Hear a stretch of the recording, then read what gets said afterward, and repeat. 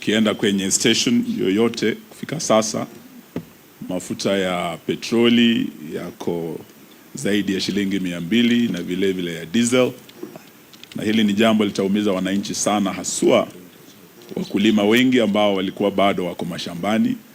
Diesel imekuwa bei ya juu sana, na inamaanisha hata yule mkulima pale kwenye shamba, kuanzia leo mambo yatakuwa magumu.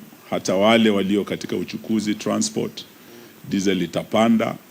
Hata vijana wetu wa bodaboda, petroli itapanda, na hiyo inamaanisha nauli itapanda kutoka kwa yule mwana bodaboda, yule matatu, ile bus, na popote unapoenda. Sasa gharama ya maisha imeongezeka kuanzia jana, na mara ya mwisho tukifikisha zaidi ya shilingi 200 bei ya mafuta ilikuwa wakati wa maandamano ya kwanza, wakati tulikuwa na finance bill ya kwanza ya serikali ya Kenya kwanza, na hiyo ndio ili double mambo ya VAT, ushuru kwa mafuta, kutoka shilingi 8 kwa lita hadi shilingi 16, 16% ya VAT on fuel every liter.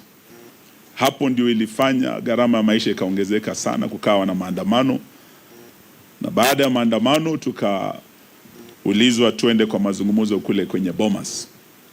Tuliongoza na Mheshimiwa Kalonzo Musyoka kule kwenye Bomas, timu yetu ya Azimio, na kati ya yale tuliambia serikali hii ni kwamba Bwana Zakayo, shukisha ushuru. Ushuru wa kwanza shukisha kwa mafuta. Pale Uhuru Kenyatta aliwacha kwa serikali, na ilikuwa kwa hiyo serikali na Mheshimiwa Matiang'i hapa, ilikuwa pressure nyingi sana VAT ipite 8%, lakini Uhuru Kenyatta alizuia, akasema ikipita hapo wananchi wataumia. Na hiyo ndio ilifanya lita ya mafuta wakati Uhuru anaondoka, Wakenya wenzangu watakumbuka, ilikuwa shilingi 159, 159 per liter. Lakini baada ya hiyo finance bill 2023 bei ikaongezeka, kawa na maandamano. Kwenye Bomas tulikuwa na Mheshimiwa Kalonzo, tukawa na Mheshimiwa Opiyo Wandayi na wenzetu wengine ambao tulifanya kazi nao. Leo nataka niukumbushe ndugu Wandayi ya kwamba tulitumwa Bomas ili tushukishe ushuru kwa mafuta. Kulikuwa na ushuru mara 16, different levies and taxes on fuel alone, na hiyo ndio iliongeza gharama ya maisha.